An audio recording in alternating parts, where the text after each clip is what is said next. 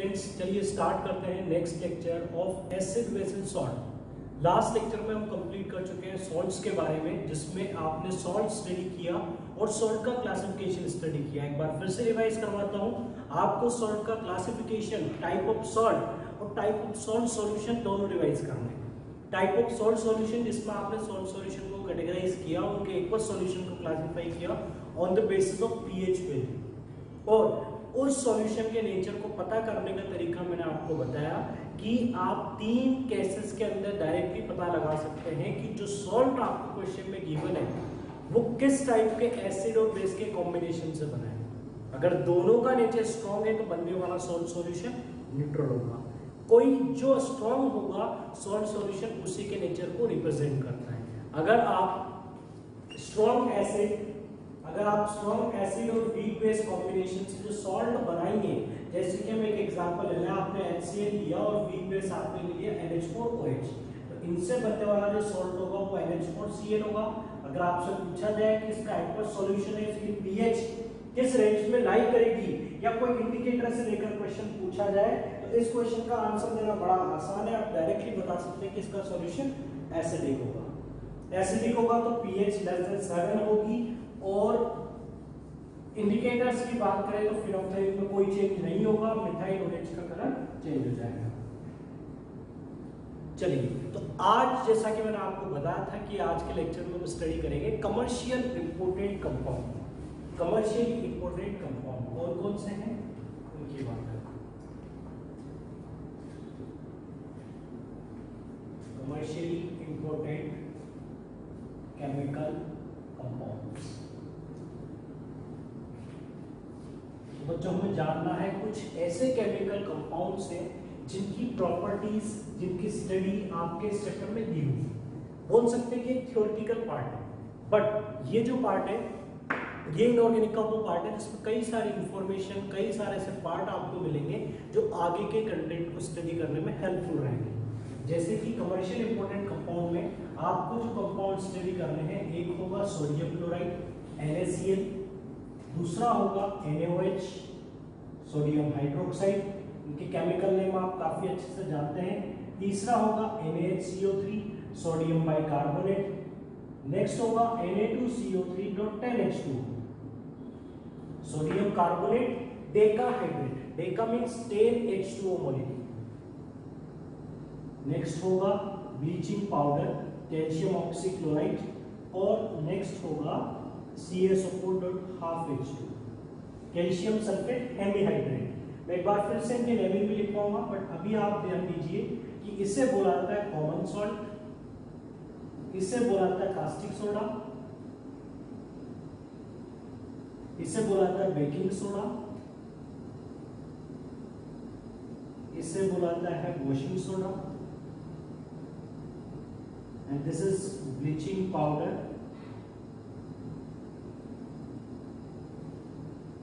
And ये होता है प्लास्टर ऑफ पेरिस, जिसे बोला था PO।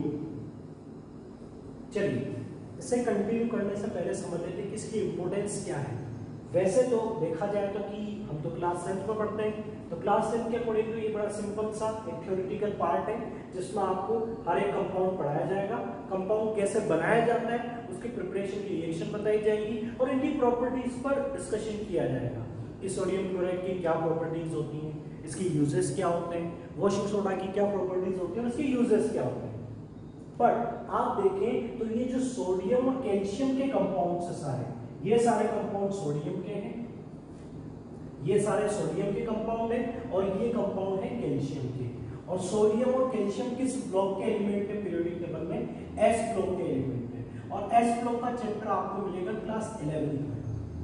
मींस एक चैप्टर आपको आगे स्टडी करना है S ब्लॉक, जिसमें सोडियम और कैल्शियम के कंपाउंड आपको पढ़ाए जाएंगे, और यही कंपाउंड आपको क्लास 11th में भी पढ़ाए जाएंगे। वहां पर भी बताया जाएगा कि इन्हें कैसे बनाया जाता है, इनकी प्रॉपर्टीज क्या होती है और इनकी यूजेस क्या होते हैं। तो इस थ्योरी को समझने की कोशिश करें, और जितनी भी इंफॉर्मेशन है उन्हें समझकर याद करने की कोशिश करें, क्योंकि ये इंफॉर्मेशन आपको आगे की क्लासेस में भी फिर से फेस करनी है। फर्स्ट कंपाउंड की बात करते हैं सोडियम क्लोराइड की NaCl।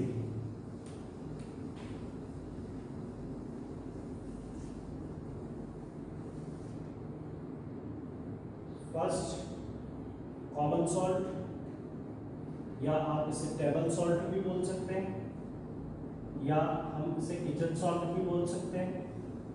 ठीक है, ये बड़ी बड़ी रॉक्स के फॉर्म में जिसके डिपॉजिट होते हैं तो इसे रॉक सॉल्ट भी बोला जाता है।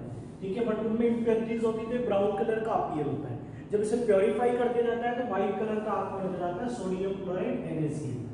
तो हम बात कर रहे हैं बच्चों कॉमन सॉल्ट की, NaCl की। तो सबसे पहले बात करते हैं कि इसकी प्रिपरेशन कैसे की जाएगी, इसे कैसे बनाया जाएगा। तो NaCl को बनाने का एक बड़ा आसान सा तरीका जो आपके माइंड में बहुत जल्दी आ जाता है कि इसमें सोडियम और क्लोरीन है। तो अगर ये सॉल्ट है तो हम इसे इस तरह से बना सकते हैं, NaOH हम ले लें और HCl ले लें। एसिड और बेस न्यूट्रलाइजेशन रिएक्शन आपको मिल जाएगा NaCl प्लस H2O।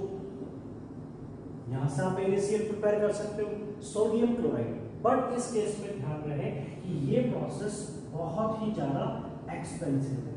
हमारे पास इसका अल्टरनेट अवेलेबल है, हमारे पास और भी ऐसे मेथड है जिनसे आप कम कॉस्ट पर सोडियम क्लोराइड को ज्यादा अमाउंट में बना सकते हैं। ठीक है, पैसा भी कम लगेगा और ज्यादा सोडियम क्लोराइड भी मिलेगा।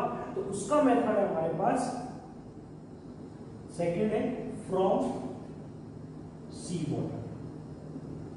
तो सी वाटर से आप बहुत अच्छे से जानते हैं कि सी वाटर से अगर इवेपोरेशन किया जाए, सी वाटर को कलेक्ट किया जाए और इवेपोरेशन किया जाए तो वहां पर हमें मिलता है सॉल्ट। ठीक है, अब आप ये बहुत अच्छे से जानते हैं कि सी वाटर में सोडियम क्लोराइड के साथ साथ, सोडियम क्लोराइड तो होता ही है बट इसके साथ साथ कैल्शियम और मैग्नीशियम के सॉल्ट भी प्रेजेंट होते हैं।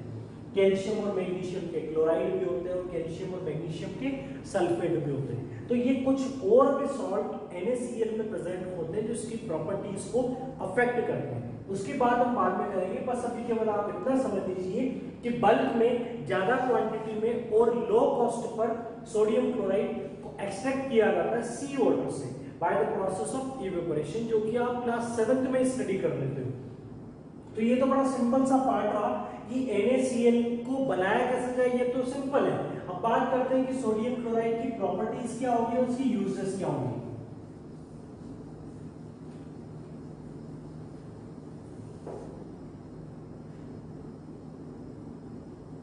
Properties of NaCl। First property NaCl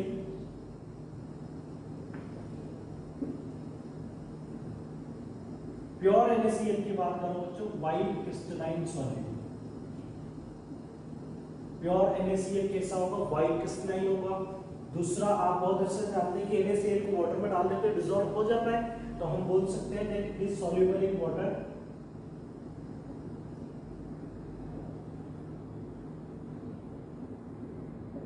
it's aqueous solution, neutral in nature. अगर आप NaCl सॉल्यूशन के नेचर की बात करोगे तो वो कैसा होगा, न्यूट्रल होगा। और क्यों होगा ये आप बहुत अच्छे से जानते हैं कि स्ट्रॉन्ग बेस और स्ट्रॉन्ग एसिड से बना हुआ सॉल्ट है, तो इसका सॉल्यूशन कैसा होगा, न्यूट्रल होगा। नेक्स्ट है बच्चों, it is hygroscopic in nature due to presence of CaCl2। देखो, जो आप NaCl जिसकी बात कर रहे हो, आपने सबसे पहले हम समझ लेते हैं कि हाइग्रोस्कोपिक का मतलब क्या होता है। कि NaCl जो है या कॉमन सॉल्ट जो है ये हाइग्रोस्कोपिक नेचर का है। हाइग्रोस्कोपिक का मीनिंग है बच्चों कि आपने देखा होगा रेनी सीजन में जो जिस बॉक्स में कॉमन सॉल्ट रखा हुआ होता है और कुछ टाइम बाद हम देखते हैं कि उसमें कॉमन सॉल्ट की लंप बन जाती है। कॉमन सॉल्ट जो पाउडर्ड फॉर्म में होता है, जो पाउडर्ड फॉर्म में होता है, ये पाउडर्ड फॉर्म में पार्टिकल्स कलेक्ट हो जाते हैं, लंप से बन जाते हैं। मींस ये क्या कर लेता है, ये एब्जॉर्ब कर लेता है किसे, मॉइस्चर को। ये मॉइस्चर को एब्जॉर्ब कर लेता है और यहाँ पर आपको क्या मिलते हैं, बड़े बड़े लंप बन जाते हैं इसमें। तो ये आसानी से बाहर भी नहीं आता है, कई बार आपने ये चीजें फेस की होगी। तो ये होती है नेचर, इस प्रॉपर्टी को बोला जाता है हाइग्रोस्कोपिक नेचर। मींस मॉइस्चर को एब्जॉर्ब करके स्टिकी हो जाते हैं, ये मॉइस्चर को एब्जॉर्ब करके स्टिकी हो जाते हैं। बट ये प्रॉपर्टी मॉइस्चर को एब्जॉर्ब करने की एबिलिटी किसकी होती है, कैल्शियम क्लोराइड की होती है। तो सी वाटर से जो कॉमन सॉल्ट एक्सट्रैक्ट किया जाता है उस कॉमन सॉल्ट में कुछ अमाउंट में कैल्शियम क्लोराइड प्रेजेंट होता है और इस कैल्शियम क्लोराइड की प्रेजेंस की वजह से इसका नेचर कैसा होता है, हाइग्रोस्कोपिक होता है। चलिए, तो ये तो पता लगा, पर इसके साथ साथ आपको एक और इंफॉर्मेशन मिल चुकी है कि कहीं से अगर मॉइस्चर को हटाना है, H2O को हटाना है, तो कैल्शियम क्लोराइड काम में आ सकता है। और जो H2O को हटाते हैं, जो H2O को एब्सॉर्ब करते हैं, उन्हें बोला था डिहाइड्रेटिंग एजेंट, उन्हें बोला था डिहाइड्रेटिंग एजेंट। तो आप ये चीज भी याद कर लें कि इसे कहीं ना कहीं केमिस्ट्री में एज ए डिहाइड्रेटिंग एजेंट भी काम में लिया जा सकता है अगर हम कैल्शियम को स्टडी करेंगे। बट अभी हम बात कर रहे हैं सोडियम क्लोराइड की, तो यहां पर तो केवल हमने इतना सा स्टडी किया है कि कॉमन सॉल्ट जो है वो हाइग्रोस्कोपिक नेचर शो करता है, और हाइग्रोस्कोपिक इसलिए होता है क्योंकि इसमें कैल्शियम क्लोराइड प्रेजेंट होता है। सॉल्यूशन न्यूट्रल होगा, इसमें हमें कोई डाउट है नहीं, और वाटर सॉल्युबल होता है क्योंकि आयोडीन कंपाउंड है। बहुत अच्छे से आप जानते हो कि सोडियम क्लोराइड क्या है, आयोडीन कंपाउंड है, और आयोडीन कंपाउंड आप स्टडी कर चुके हो मेटल से नॉन मेटल में, that iodic compounds are soluble in water. White crystalline solid, pure की बात की जाए प्योर व्हाइट होता है, और क्रिस्टलाइन सॉलिड, क्रिस्टलाइन का मतलब आप जानते हो कि एक ऐसा कंपाउंड, एक ऐसी स्ट्रक्चर जिसके अंदर कंस्टिट्यूएंट एटम का या आयन का अरेंजमेंट रेगुलर हो तो वो क्रिस्टलाइन होगा, और इसकी स्टेट सॉलिड होगी, तो इसे हम क्या बोल सकते हैं, व्हाइट क्रिस्टलाइन सॉलिड। तो ये थी कॉमन सॉल्ट की प्रॉपर्टीज। अब इसके बाद बात करते हैं कि कॉमन सॉल्ट की यूजेस क्या क्या होंगे। तो इन प्रॉपर्टीज को रिवाइज करें, ठीक है। इनऑर्गेनिक को अच्छे से समझने के लिए आपको ये सारी चीजें याद करनी पड़ेगी। नेक्स्ट है यूजेस ऑफ NaC, ठीक है। एक यूज जो हम बहुत अच्छे से जानते हैं कि बायोलॉजिकली आपकी बॉडी के लिए, बॉडी फंक्शंस को मेंटेन करने के लिए आपको NaCl की रिक्वायरमेंट होती है, कॉमन सॉल्ट की रिक्वायरमेंट होती है, ठीक है। कई सारे ऐसे प्रोडक्ट मार्केट में मिलते हैं, इलेक्ट्रोल पाउडर या कई सारी ऐसी चीजें होती है जो आपकी बॉडी में कॉमन सॉल्ट की कमी को पूरा करने में हेल्प करती है। बॉडी से स्वेटिंग होती है तो उससे भी NaCl का मींस कॉमन सॉल्ट का आपकी बॉडी से लॉस होता है। मसल कॉन्ट्रैक्शन में, नर्व इंपल्स को मेंटेन करने में, मसल क्रैम्प्स में, सब में कॉमन सॉल्ट का रोल होता है। उससे आप बायोलॉजी में भी स्टडी करते हैं, तो एक ये इंपॉर्टेंस, एक ये यूज आप रिवाइज कर सकते हैं। Means first that common salt is essential for life.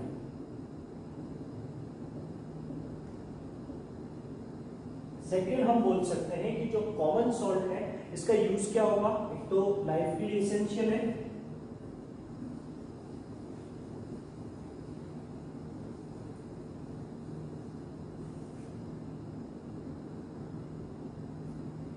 Essential for life, और सेकेंड इसका यूज कमर्शियल इंपोर्टेंट कंपाउंड जो हम स्टडी कर रहे हैं कॉमन सॉल्ट, इसका सेकेंड यूज होगा that it can be used as a fertiliser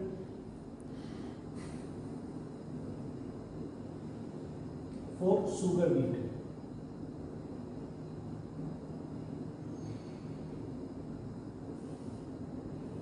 It is used to melt ice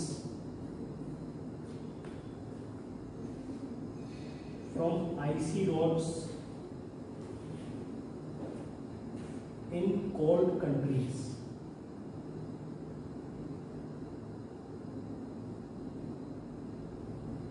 cold countries जहाँ पर टेम्परेचर बहुत कम होता है, तो वहां पर जो रोड होते हैं उन पर आसानी से वहां पर जमा हो जाती है, तो उस आइस को मेल्ट करने के लिए वहां पर कॉमन सॉल्ट स्प्रेड किया जाता है, कॉमन सॉल्ट डाला जाता है। तो कॉमन सॉल्ट की प्रेजेंस में उनका मेल्टिंग पॉइंट जो है वो कम हो जाता है, वो आसानी से मेल्ट हो जाती है कॉमन सॉल्ट डालने से। नेक्स्ट यहाँ पर है कॉमन सॉल्ट की प्रेजेंस से मींस आइस को मेल्ट किया जा सकता है, and it is used in leather tanning.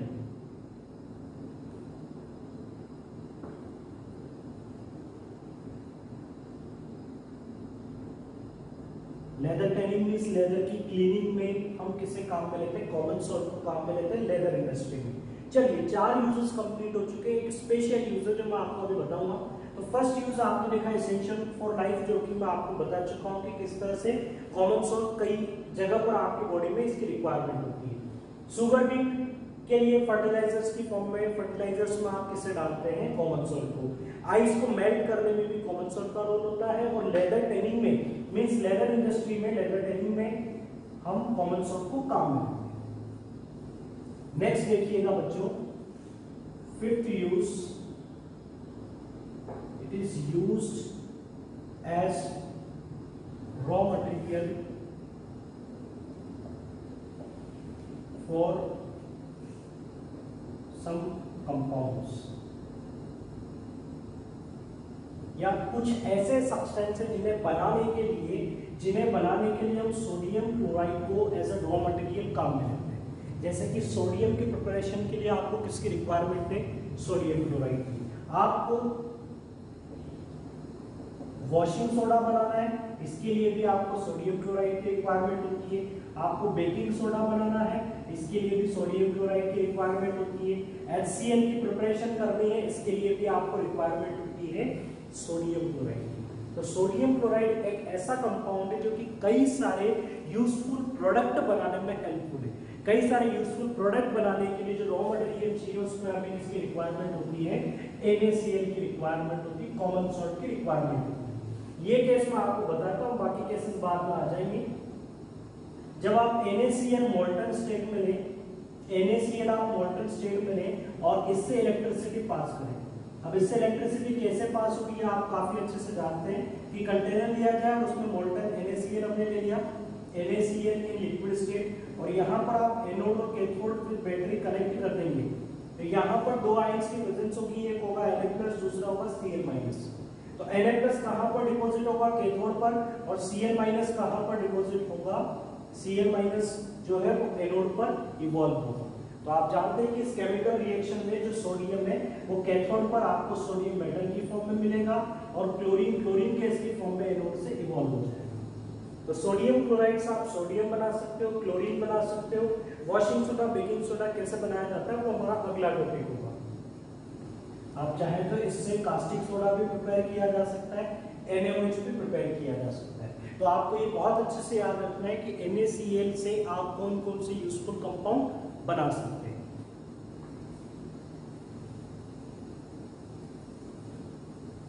Next compound होगा, नेक्स्ट कमर्शियल इंपोर्टेंट कंपाउंड है NaOH। Now second one is NaOH, which is known as caustic soda। NaOH, ठीक है। सबसे पहले बात करते हैं इसे कैसे प्रिपेयर किया जाता है, तो इसकी प्रिपरेशन को समझिएगा बच्चों। NaOH को बनाने के लिए हम NaCl का इलेक्ट्रोलिसिस करेंगे। तो याद रखिएगा, by electrolysis of aqueous NaCl। NaCl कैसा होना चाहिए, एक्वस होना चाहिए। मींस हमने NaCl को वाटर में डिसॉल्व कर दिया। NaCl को वाटर में डिसॉल्व करके इसका ब्राइन सॉल्यूशन प्रिपेयर किया जाता है जिसकी कंसंट्रेशन 30% होती है। अब एक्वस NaCl से जैसे ही इलेक्ट्रिसिटी पास की जाती है तो हमें NaOH का सॉल्यूशन मिलता है, साथ में हाइड्रोजन गैस और क्लोरीन गैस मिलती है। इसे भी हम ध्यान से फिर से रिवाइज करेंगे। हाइड्रोजन और क्लोरीन गैस ये हमें मिलती है कैथोड पर और क्लोरीन हमें मिलती है एनोड पर। मींस आप इसे बोल सकते हो कि इस प्रोसेस में NaOH क्या है, NaOH एक एल्कली है। एल्कली है मींस ये वाटर सोल्यूबल बेस है, और ये क्या है, क्लोरीन है। तो इस बेसिस पर इस प्रोसेस को बोला जाता है क्लोर एल्कली प्रोसेस। ये भी ध्यान रखिएगा, जो कि कास्टनर कैमिनल शेल में होता है, क्लोर एल्कली प्रोसेस। तो इस प्रोसेस को बोला जाता है क्लोर एल्कली प्रोसेस। अब बात करते हैं कि किस तरह से एक्वस NaCl से आपको ये प्रोडक्ट मिलते हैं। आपको एक्वस NaCl से प्रोडक्ट इस तरह से मिलते हैं कि आपने कंटेनर में मोल्टन NaCl ना लेकर NaCl को वाटर में डिसॉल्व करके काम किया। एनोड और कैथोड, प्लेटिनम एनोड कैथोड आप ले लें। ये एक्वस NaCl है, तो एक्वस NaCl में कौन कौन से आयन होंगे, Na+ होगा, Cl- होगा, वाटर मॉलिक्यूल होगा मींस H+ और OH- भी वहां पर अवेलेबल होंगे, क्योंकि H2 भी पार्शियली डिसोसिएटेड होता है। तो आपको Na+ भी अवेलेबल है, वहां पर Cl- भी है, H+ भी है, OH- भी है, और हम यहाँ पर काम में लेते हैं मरकरी को। मरकरी इसलिए डाला जाता है ताकि सोडियम मेटल जो यहाँ पर बनेगी, ये सोडियम मरकरी के साथ मिलकर सोडियम अमलगम बना ले, जिससे सोडियम की रिएक्टिविटी कम हो जाती है। और ये सोडियम अमलगम जो होता है ये वाटर में क्या बना लेता है, NaOH बना लेता है।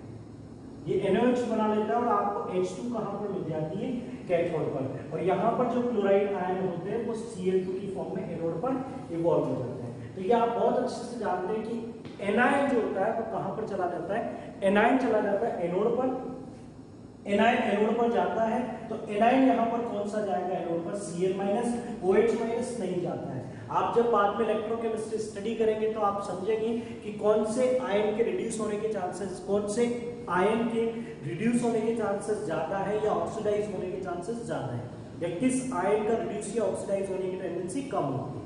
अभी आप सिंपल इतना समझ लें कि यहाँ पर Cl- और OH- में से आपको केवल क्लोराइड आयन जो है वो एनोड पर जाएगा और ऑक्सीडाइज हो जाएगा इन क्लोरीन बेस, और यहाँ से जो H+ आयन है मींस वाटर मॉलिक्यूल H2 में, वाटर मॉलिक्यूल जो है वो H2 में रिड्यूस हो जाएंगे कैथोड पर। तो आपको दो गैसेस मिलेंगी, हाइड्रोजन गैस और क्लोरीन गैस, और सॉल्यूशन में आपके पास बच जाएगा NaOH। मर्क्यूरी हम डाल देते हैं जिससे सोडियम की रिएक्टिविटी कम हो जाती है, क्योंकि सोडियम हाईली रिएक्टिव होता है और मर्क्यूरी से मिलाने पर ये बन जाता है सोडियम अमलगम। हमने अलॉय में स्टडी किया और अमलगम बनाया जाता है मेटल की रिएक्टिविटी को कम करने के लिए। तो यहां से आपको एक्वस NaOH मिलेगा जिससे बोला जाता है कास्टिक सोडा सॉल्यूशन। तो इस क्लोर एल्कली प्रोसेस को रिवाइज करें। क्लोर एल्कली प्रोसेस क्यों बोला, क्योंकि इसमें क्लोरीन और एल्कली का फॉर्मेशन हुआ, बट ये भी ध्यान रखिए प्रोसेस काफी इंपॉर्टेंट है, क्योंकि इससे आपको 3 यूजफुल कंपाउंड मिलते हैं। हाइड्रोजन जो कि फ्यूल का काम करता है, क्लोरीन जिससे आप ब्लीचिंग पाउडर और भी कई सारी यूजफुल चीजें बना सकते हैं, और NaOH को हम स्टडी कर रहे हैं। तो ये सारे इंपॉर्टेंट कंपाउंड इस केमिकल प्रोसेस से बनते हैं। तो ये मेन प्रोडक्ट भी इंपॉर्टेंट है, और जो बाई प्रोडक्ट आपको मिले इनकी भी आपकी लाइफ में इंपॉर्टेंस अच्छी होती है। नेक्स्ट हम बात करते हैं इसकी प्रॉपर्टीज की। बोल सकते हैं वाटर सॉल्युबल कंपाउंड होगा। सेकेंड आप बोल सकते हैं alkaline in nature, pH value इसकी हाई होती है, एल्कलाइन होगा, वाटर सॉल्युबल बेस होगा, तो इसे आप एल्कली बोल सकते हैं। साथ में एक पॉइंट ये भी ध्यान रखिए, it is deliquescent in nature, deliquescent in nature. Deliquescent का मतलब क्या होता है बच्चों, जो NaOH होता है ये भी NaOH भी मॉइस्चर को एब्जॉर्ब करने की टेंडेंसी रखता है, NaOH भी मॉइस्चर को एब्जॉर्ब करने की टेंडेंसी रखता है और एटमॉस्फेयर से मॉइस्चर एब्जॉर्ब करके सॉल्युबल हो जाता है, और इस प्रॉपर्टी को ही बोला जाता है डेलिक्वेसेंट नेचर। इससे पहले आपने हाइग्रोस्कोपिक पढ़ा था, तो उस केस में केवल मॉइस्चर को एब्जॉर्ब करके सब्सटेंस स्टिकी हो जाते हैं, बट यहाँ पर ये सब्सटेंस डिसॉल्व हो जाते हैं। तो NaOH और KOH जो होते हैं डेलिक्वेसेंट नेचर के होते हैं। ये NaOH की प्रॉपर्टीज थी। मैं और भी प्रॉपर्टीज लिख सकता हूँ कि NaOH बेसिक है, तो ये फिनोप्थलीन का कलर चेंज कर देगा, ठीक है। इसकी प्रेजेंस में फिनोप्थलीन कैसा हो जाएगा, कलरलेस से पिंक हो जाएगा, क्योंकि फिनोप्थलीन अपना कलर किस में चेंज करता है, बेसिक सॉल्यूशन में चेंज करता है। अब बात करते हैं NaOH की यूजेस क्या क्या है।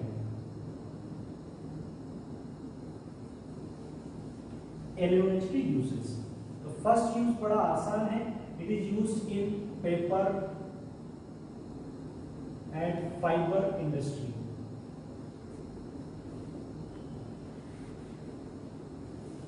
सेकंड है NaOH पेपर इंडस्ट्री में, फाइबर इंडस्ट्री में, पेपर की क्लीनिंग में, कई जगह पर हम कास्टिक सोडा को काम में लेते हैं, कास्टिक को काम में लिया जाता है। सॉप इंडस्ट्री में भी कास्टिक को काम में लिया जाता है, सॉप की मैन्युफैक्चरिंग में, जो कि आप कार्बोनेट कंपाउंड में लास्ट में स्टडी करेंगे कि सॉप या डिटर्जेंट बनाने के लिए हमें रिक्वायरमेंट होती है कास्टिक की, मींस कास्टिक सोडा की रिक्वायरमेंट होती है।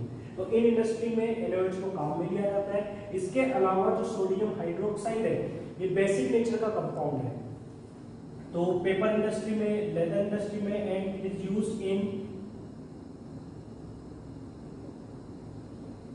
पेट्रोलियम रिफाइनिंग,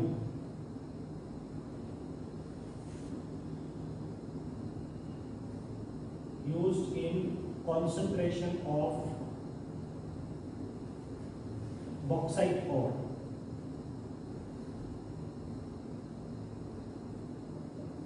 इसके लिए भी आप चाहें तो रिवाइज कर सकते हैं। मेटल्स एंड नॉन मेटल में आपने बॉक्साइट और देखा, एल्यूमिनियम का और Al2O3.2H2O, Al2O3.2H2O, और बॉक्साइट और की लीचिंग मींस इसका जो कॉन्सेंट्रेशन आपने किया था, लीचिंग मींस एक सुटेबल रिएजेंट से रिएक्ट करवाया था, और वो सुटेबल रिएजेंट आपने लिया था NaOH। तो ये जो बॉक्साइट था ये NaOH के साथ मिलकर एक सॉल्युबल कंपाउंड बनाता था जिसका फॉर्मूला था NaAO2 सोडियम एल्यूमिनेट। और सोडियम एल्यूमिनेट जो होता है वो वाटर सॉल्युबल कंपाउंड है, तो उसकी हेल्प से आप आसानी से बॉक्साइट और को इम्प्योरिटी से सेपरेट कर सकते हैं। ठीक है, ये लेबोरेटरी रिएजेंट का काम करता है और लेबोरेटरी रिएजेंट होने के साथ साथ ये डाई इंडस्ट्री में भी काम में लिया जाता है। तो और भी इसके यूजेस हैं, आप चाहें तो इन्हें नोट कर लें, लर्न कर लें। Used in dye industry,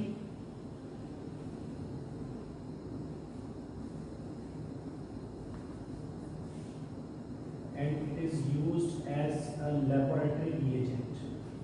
Laboratory reagent वो होते हैं जो कई सारे केमिकल प्रोसेस में कई सारे अदर केमिकल्स को आइडेंटिफाई करने के लिए लेबोरेटरी में काम में लिए जाते हैं। तो कई सारी एनालिसिस टेस्ट के अंदर हम किसे काम में लेते हैं, कास्टिक सोडा को, NaOH को। और डाई इंडस्ट्री में भी NaOH काम में लिया जाता है, otherwise paper, shop, fibre industry, silk industry, सब में NaOH का काम में लिया जाता है। पेट्रोलियम रिफाइनिंग में NaOH का रोल होता है और बॉक्साइट ओर के प्योरिफिकेशन में कंसंट्रेशन का मतलब आप ओर का प्योरिफिकेशन करते हो और उसमें हमें किसकी रिक्वायरमेंट होती है, NaOH की, और उस मेथड को बोला जाता है लीचिंग। तो आप इस तरह से कास्टिक सोडा को रिवाइज करें, इसकी ये सारी इंफॉर्मेशन आप लर्न करें। Next commercial important compound start करें।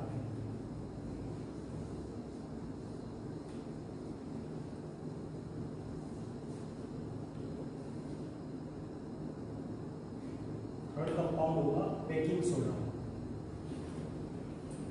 इसका फॉर्मूला होगा NaHCO3। पहले देख लेते हैं कि NaHCO3 बनाया कैसे जाता है। तो इसकी प्रिपरेशन जो होगी is prepared by Solvay process। बड़ा ही इंपॉर्टेंट प्रोसेस है Solvay प्रोसेस, याद रखिएगा। Solvay प्रोसेस से प्रिपेयर किया जाता है बेकिंग सोडा को या वॉशिंग सोडा को। तो जो नेक्स्ट कमर्शियल कंपाउंड है वो भी हमारा इसी के साथ कंप्लीट हो जाएगा, वॉशिंग सोडा। बट इसे प्रिपेयर कैसे किया जाता है वो समझें। इसे बनाने के लिए जो Solvay प्रोसेस होगा, इसका प्लांट तो काफी बड़ा होता है और कई सारी केमिकल रिएक्शंस होती है जो कि अलग अलग रीजन में, अलग अलग टावर में कंप्लीट करवाई जाती है। हम यहाँ पर कंप्लीट प्रोसेस देख लेते हैं कि NaHCO3 बनाने के लिए जो रॉ मटेरियल रिक्वायर्ड होता है, हम लेते हैं NaCl का एक्वस सॉल्यूशन, जिसे बोला जाता है ब्राइन सॉल्यूशन। ब्राइन सॉल्यूशन के साथ में इसमें मिक्स किया जाता है कैल्शियम कार्बोनेट, ठीक है, जिसे आप बोलते हैं लाइमस्टोन, और इसमें और चीजें मिलाई जाती है जैसे कि H2O मिलाया जाता है और H2O के साथ में इसमें एक और काम की चीज डाली जाती है, वो होती है अमोनिया, NH3। ये सारी चीजें मिक्स की जाती है। अब हमने सब चीजें एक साथ रख दी है, बट सबकी मिक्सिंग जो होती है वो अलग अलग टाइम पर और अलग अलग जगह पर करवाई जाती है। कि पहले NaCl का एक सॉल्यूशन बनाया, ब्राइन सॉल्यूशन अलग रीजन में बनाया जाता है, अलग टावर में, फिर उसमें CO2 पास की जाती है दूसरे रीजन में, फिर अमोनिया पास की जाती है अलग में। बट हम कंप्लीट रिएक्शन देख लेते हैं कि ये सारी चीजें आपस में मिक्स होंगी और जो कैल्शियम कार्बोनेट है, जो आपने कैल्शियम कार्बोनेट लिया है, यहां से केवल आपको जो रिएक्टिव पार्ट मिलता है वो मिलती है CO2। ये स्प्लिट हो जाता है इन प्रेजेंस ऑफ CO2 और CO में। यहां पर जो रिएक्टिव होता है, मींस इस मिक्सचर में जो काम की चीज है वो है कार्बन डाइऑक्साइड। यहां से CO2 की बात हम बाद में करते हैं, पहले हम बात कर लेते हैं कि कार्बन डाइऑक्साइड की, कि कैल्शियम कार्बोनेट जो आपने लाइमस्टोन लिया था, इससे कार्बन डाइऑक्साइड मिलती है और कार्बन डाइऑक्साइड ब्राइन सॉल्यूशन में मिक्स हो जाती है, फिर इससे अमोनिया पास किया जाता है। ठीक है, ये ब्राइन सॉल्यूशन में मिक्स होगी, फिर अमोनिया रिएक्ट करेगा, तो आपको फाइनल प्रोडक्ट मिलेगा NH4Cl और NaHCO3। इसके साथ बच्चों अमोनियम बाइकार्बोनेट भी मिलता है, बट वो मेंशन करना जरूरी नहीं है। मींस ये तो हमें मिलते ही मिलते हैं, अमोनियम क्लोराइड और सोडियम बाइकार्बोनेट। कुछ बुक में अमोनियम बाइकार्बोनेट भी होगा, NH4HCO3, वो भी आप मेंशन कर सकते हैं। तो ये कंपाउंड से पहले हम बात कर लेते हैं कि ये जो कंपाउंड है, ये कंपाउंड कैसा है, वाटर सॉल्युबल है और इसकी सॉल्युबिलिटी होती है स्पेरिंगली सॉल्युबल। स्पेरिंगली सॉल्युबल जो कि वाटर में अच्छे से डिसॉल्व नहीं होता, मींस इसकी सॉल्युबिलिटी काफी कम है। तो ये कम सॉल्युबल है, हाईली सॉल्युबल है, तो आप वाटर में डिसॉल्व करके यहां से इन्हें सेपरेट कर लेंगे। तो यहां से आप इन्हें सेपरेट कर लेंगे तो आपको मिल जाएगा NaHCO3। बेकिंग सोडा आप प्रिपेयर कर चुके हैं। तो सॉल्वे प्रोसेस में बस आपको इतना ही याद रखना है कि बेकिंग सोडा या वॉशिंग सोडा प्रिपेयर करने के लिए आप रॉ मटेरियल में किसे किसे लेते हैं। तो रॉ मटेरियल क्या होगा, एक तो NaCl, वाटर, H2O और कैल्शियम कार्बोनेट, जिससे आपको क्या मिलती है, कार्बन डाइऑक्साइड। लेकिन हमने डायरेक्ट CO2 क्यों नहीं लिया, हमने कैल्शियम कार्बोनेट क्यों लिया, इसे समझिएगा। हमने कैल्शियम कार्बोनेट लिया और कैल्शियम कार्बोनेट से दूसरा प्रोडक्ट आपको मिलेगा कैल्शियम ऑक्साइड, और ये कैल्शियम ऑक्साइड जो आपका दूसरा सब्सटेंस बचेगा फिल्टर करने के बाद, फिल्टर करके आप NaCO3 को अलग कर लेंगे और आपको मिलेगा NH4Cl। आप इसे लाइन से रिएक्ट कराएंगे, लाइन से रिएक्ट करने पर ये बनाता है CaCl2 plus H2O plus NH3, और इससे आप बोल सकते हैं अमोनिया रिकवरी। अमोनिया जो कि इंपॉर्टेंट और यूजफुल कंपाउंड है, यूजफुल सब्सटेंस है, इसकी रिकवरी भी आप इस प्रोसेस में कर सकते हैं। तो जो अमोनिया हमने यहाँ पर काम में लिया था, आपको मिल चुका है बेकिंग सोडा, और आप अमोनियम क्लोराइड से या अमोनियम के जो सॉल्ट मिलेंगे उनकी बेस के साथ रिएक्शन करवा के अमोनिया को रिकवर कर सकते हैं। तो ये है कंप्लीट सॉल्वेंट प्रोसेस, जिसमें अमोनिया रिकवरी का जो पॉइंट है वो एक स्पेशल पॉइंट है। और यहाँ पर इन पर क्वेश्चन आपसे पूछा जाता है कि वाटर सोल्यूबल कौन सा होगा। एक क्वेश्चन ये पूछा जाता है कि क्या हम इस प्रोसेस से पोटेशियम बाइकार्बोनेट बना सकते हैं, क्या हम इस प्रोसेस से पोटेशियम बाइकार्बोनेट प्रिपेयर कर सकते हैं? जी नहीं, बिल्कुल नहीं। पोटेशियम बाइकार्बोनेट आप नहीं बना सकते हो, क्योंकि पोटेशियम बाइकार्बोनेट वाटर सोल्यूबल है। ये बाइकार्बोनेट वाटर में डिसॉल्व हो जाएगा, तो आप यहाँ पर सेपरेट नहीं कर पाएंगे। इसलिए हम इस मेथड से सोडियम का ही कंपाउंड बना सकते हैं, पोटेशियम का नहीं बना सकते। ठीक है, अब आपका एक क्वेश्चन जो आपके माइंड में है वो ये है कि सर आपने अब तक बोला कि इस मेथड से वॉशिंग सोडा भी प्रिपेयर होगा, तो यहाँ पर प्रिपेयर किया जाएगा जब आप NaCO3 को स्ट्रॉन्ग हीट करोगे, इसे हाई टेम्परेचर पर आप हीट करोगे, तो हीट करने से डिकम्पोज हो जाएगा Na2CO3 plus H2O plus CO2। इस इक्वेशन को याद रखिएगा, इस पर कई क्वेश्चंस पूछे जाते हैं। ठीक है, कमर्शियल इंपोर्टेंट कंपाउंड में हर कंपाउंड के साथ केमिकल इक्वेशन होगी, और chemical equation means chemical reaction पर एक अच्छा क्वेश्चन बन जाता है प्रॉपर्टी सेम कंपाउंड से। तो NaCO3 को हीट करोगे तो आपको क्या मिलता है, सोडियम कार्बोनेट, और हम इसका हाइड्रेशन कर देंगे, .10H2O इसके अंदर ऐड कर देंगे, तो आपको क्या मिल जाएगा, वॉशिंग सोडा मिल जाएगा। वॉशिंग सोडा बनाने का मेथड हम आगे देखेंगे, अभी केवल आप इतना समझ लें कि बेकिंग सोडा आप प्रिपेयर कर चुके हैं। अब बात कर लेते हैं इसकी प्रॉपर्टीज और यूजेस की।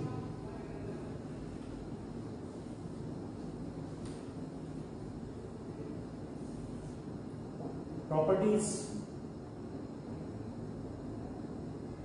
sparingly soluble solid, second alkaline in nature। जो NaCO3 का सॉल्यूशन होगा, एक्वस सॉल्यूशन, ये फिनोल्फ्थलीन का कलर चेंज कर देगा। कैसा हो जाएगा, colourless to pink.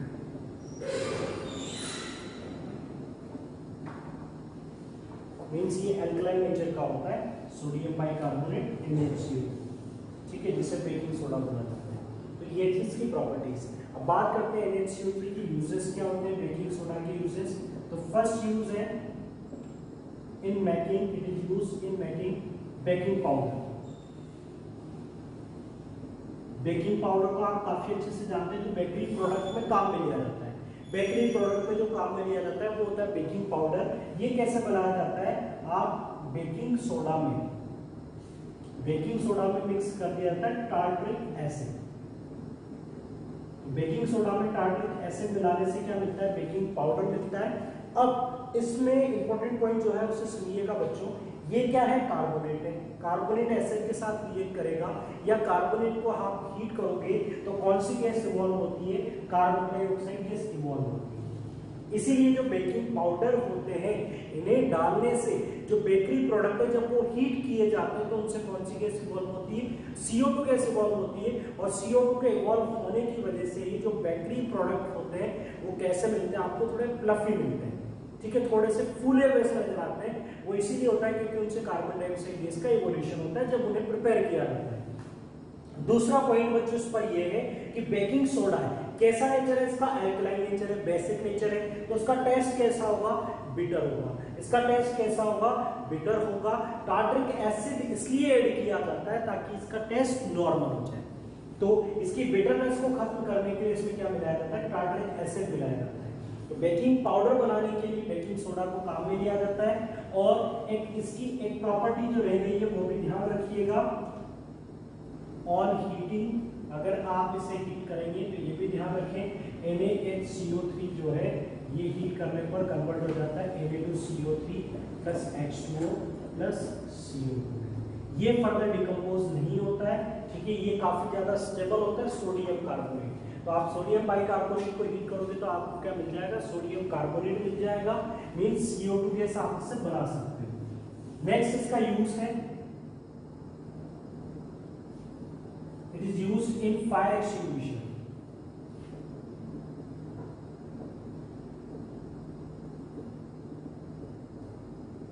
Fire extinguisher में किस तरह से काम में लिया जाता है, आपने देखा होगा कि इस तरह का फायर एक्सटिंग्विशर एक सिलेंडर होगा और इस सिलेंडर पर ऊपर एक नोब लगी होती है, यहाँ पर एक नोब होती है और यहाँ पर एक नोजल लगी होती है।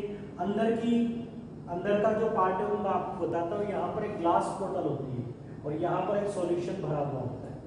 हमारा टारगेट होता है कि इस ग्लास बोतल में जो सॉल्यूशन है उसे बाहर रखे हुए सॉल्यूशन के साथ मिक्स कर दें। ग्लास बोतल में जो सॉल्यूशन है उसे सॉल्ट के साथ मिक्स कर दें और इनकी मिक्सिंग से यहाँ पर जो चीज निकलेगी वो फायर एक्सटिंग्विशर का काम करेगी। तो ये तो हम बहुत अच्छे से जानते हैं कि CO2 is used as a fire extinguisher. यहाँ पर मैं CO2 बना लूंगा।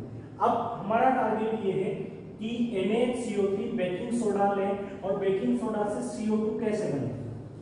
तो ज्यादा कुछ नहीं सोचना है, आप बहुत अच्छे से जानते हैं कि मेटल का कार्बोनेट हो या बाइकार्बोनेट हो, उससे CO2 बनाने का आसान तरीका है कि आप उसकी रिएक्शन करवा दें एसिड के साथ में।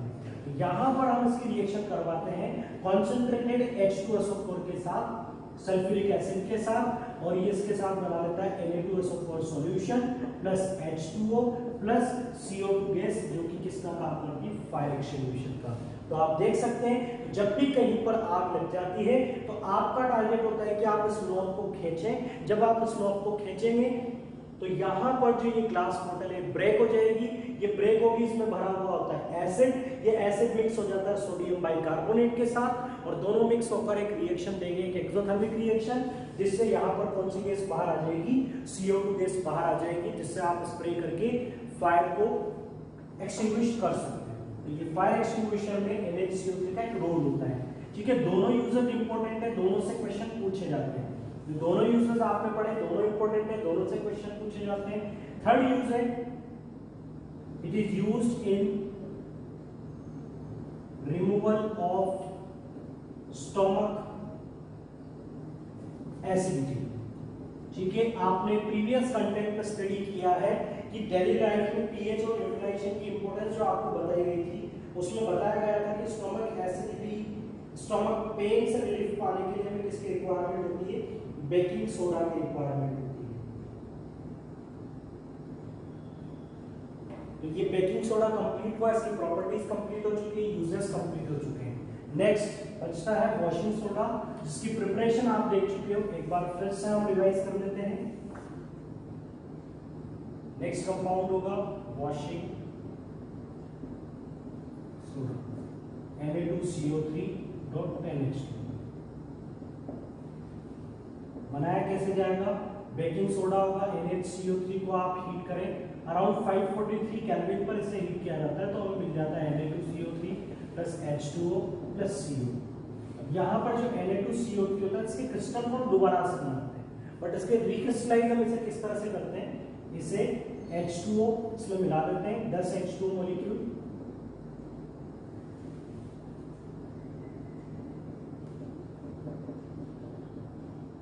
तो यहाँ पर ये जो प्रोसेस इसे बोला जाएगा रिक्रिस्टलाइजेशन, और इसे हम बोल सकते हैं sodium carbonate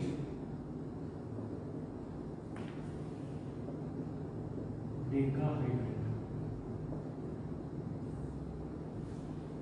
sodium carbonate decahydrate Na2CO3.NH2 ये कैसे बनेगा, आप Na2CO3 का क्रिस्टलाइजेशन करोगे, फिर से इसमें वाटर मिक्स करोगे और इसके सॉल्ट को दोबारा से क्रिस्टलाइज करोगे तो वो हाइड्रेटेड हो जाएगा, और हाइड्रेटेड सोडियम कार्बोनेट को ही बोला जाता है वॉशिंग सोडा। तो ये वॉशिंग सोडा होता है। इसके अलावा इसकी प्रॉपर्टी होती है कि अगर आप वॉशिंग सोडा को खुला रख दोगे, ओपन रखोगे तो इससे H2 मॉलिक्यूल जो है ये इससे अलग हो जाते हैं, ठीक है। इससे H2 मॉलिक्यूल अलग होते हैं, टोटल 9 H2 मॉलिक्यूल इससे अलग हो जाते हैं। अगर ये इसकी प्रॉपर्टीज है, इसकी प्रॉपर्टीज के बारे में मैं वैसे आपको बाद में बताऊंगा। अगर ये ओपन रखा जाए, एयर में रखा जाए तो Na2CO3.1H2O में अपने आप कन्वर्ट हो जाता है। ये अपने आप Na2CO3.1H2O में कन्वर्ट हो जाता है, 9 H2O मॉलिक्यूल इससे अलग हो जाते हैं।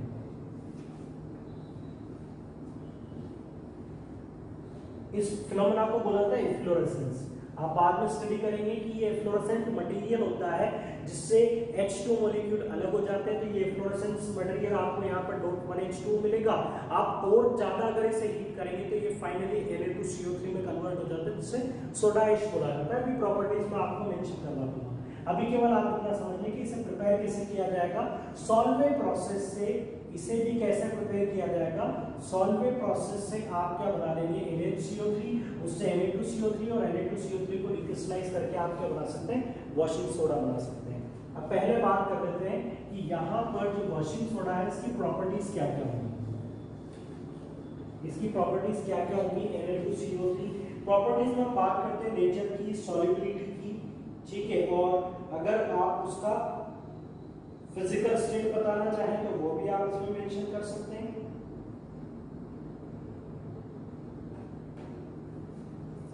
चलिए इसकी प्रॉपर्टीज जो हैं,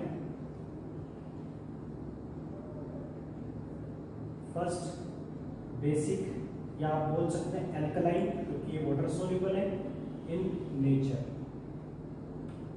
ठीक है। और Na2CO3 ये वाटर सोल्यूबल भी होता है बट हाईली स्टेबल होता है। थर्मल स्टेबिलिटी इसकी ज्यादा होती है, इसे आप आसानी से डिकम्पोज नहीं कर सकते हो। इससे H2 मॉलिक्यूल को जरूर आप अलग कर सकते हो। और जैसा कि इसकी प्रॉपर्टी मैंने आपको बताई Na2CO3.NH2O, अगर ये इन एयर में रखा हुआ है, खुला रखा हुआ है, तो ये Na2CO3.H2O में कन्वर्ट हो जाएगा। तो आप इसे फर्दर हीट करेंगे तो आपको मिल सकता है Na2CO3, जिससे बोला था सोडा ऐश, इसे बोला था सोडा ऐश।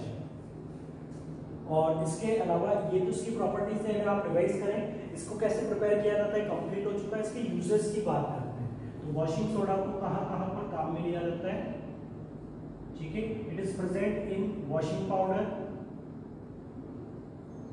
ठीक है। वॉशिंग पाउडर में कैसा मीडियम हमें प्रोवाइड करना होता है, बेसिक रखना होता है। तो वॉशिंग पाउडर जो होते हैं, जो डिटर्जेंट पाउडर होते हैं, इनके अंदर क्या मिलाया जाता है, वॉशिंग सोडा मिलाया जाता है। कुछ अमाउंट में, कुछ अमाउंट को वॉशिंग सोडा मिलाया जाता है जो कि क्लींजिंग एक्शन को परफॉर्म करता है। इसके अलावा वॉशिंग सोडा का जो यूज है, it is used in removal of hardness from water. इस यूज की बात थोड़ी हम डिटेल में करेंगे कि वाटर की सॉफ्टनिंग में हार्डनेस रिमूवल बोलो, या आप ऐसा बोल सकते हो softening of water. Water softening में किसे काम में लेते हैं, वॉशिंग सोडा को काम में लेते हैं। अब वाटर सॉफ्टनिंग क्या होती है, पहले इसे समझिए कि जो वाटर है इसमें दो तरह की हार्डनेस पाई जाती है। एक होती है टेम्परेरी और दूसरी होती है परमानेंट। पहला डाउट आपका ये है कि हार्डनेस होती क्या है।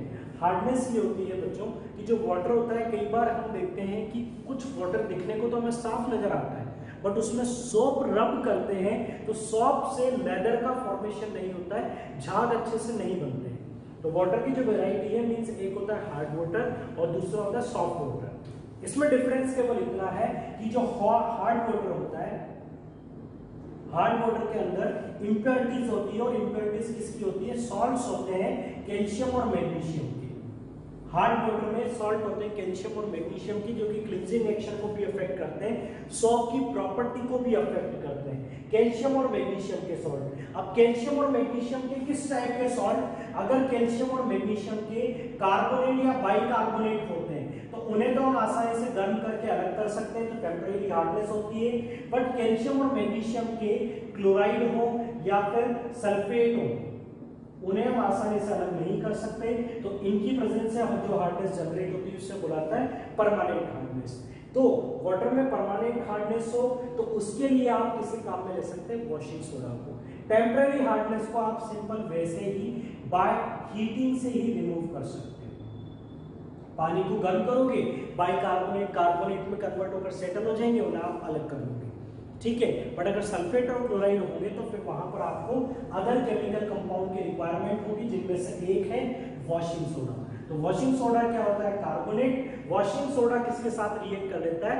कैल्शियम और मैग्नीशियम के क्लोराइड या सल्फेट के साथ रिएक्ट करके उन्हें वाटर सॉल्युबल या इनसॉल्युबल कंपाउंड जो कि प्रेसिपिटेट होते हैं उनमें कन्वर्ट कर देता है। तो कैल्शियम अगर सोडियम कार्बोनेट से रिएक्ट करेगा तो आपको क्या मिलेगा? कैल्शियम कार्बोनेट, जो कि इनसॉल्युबल है, तो सेटल होकर सेपरेट हो जाएगा। तो इस तरह से वाटर का प्यूरिफिकेशन, वाटर की सॉफ्टनिंग की जा सकती है।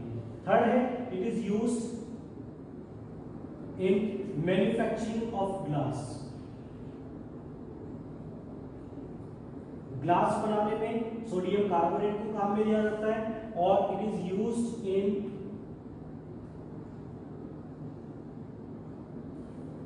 Manufacturing of borax. बोरेक्स के बारे में भी ध्यान रखिएगा बच्चों। बोरेक्स बोला था Na2B4O7 10H2 and this is used to decrease melting point of gold, जो कि गोल्ड को मेल्ट करने के लिए काम में लिया जाता है। वो क्या होता है? बोरेक्स। और बोरेक्स को बनाने के लिए किसकी रिक्वायरमेंट होती है? सोडियम कार्बोनेट की। तो जब आप बोरॉन फैमिली स्टडी करेंगे क्लास 11th में, तो वहां पर आपको बताया जाएगा बोरेक्स कंपाउंड, और बोरेक्स कंपाउंड कैसे प्रिपेयर किया जाएगा, उसके लिए आपको रिक्वायरमेंट होगी सोडियम कार्बोनेट की। तो ये सोडियम कार्बोनेट के कुछ कॉमन यूजेस है जिन पर क्वेश्चंस पूछे भी जाते हैं, ठीक है। वाटर सॉफ्टनिंग पर क्वेश्चन पूछा जाता है, और बोरेक्स को प्रिपेयर करने में काम में लिया जाता है वॉशिंग पाउडर में। और भी कई सारी ऐसी इंडस्ट्रीज हैं, इंडस्ट्रियल प्रोडक्ट्स हैं, जिनमें भी हम किसे काम में लेते हैं? सोडियम कार्बोनेट को, मींस वॉशिंग सोडा को। तो इस कंटेंट को आप अच्छे से रिवाइज करें, अच्छे से पढ़ें। इसके बाद हम नेक्स्ट लेक्चर में कंटिन्यू करेंगे कैल्शियम के कंपाउंड्स के साथ, जो कि होंगे, एक होगा ब्लीचिंग पाउडर और दूसरा होगा प्लास्टर ऑफ पेरिस, और उसी के साथ हमारा ये चैप्टर भी कंप्लीट हो जाएगा। So students, thank you very much for watching this lecture.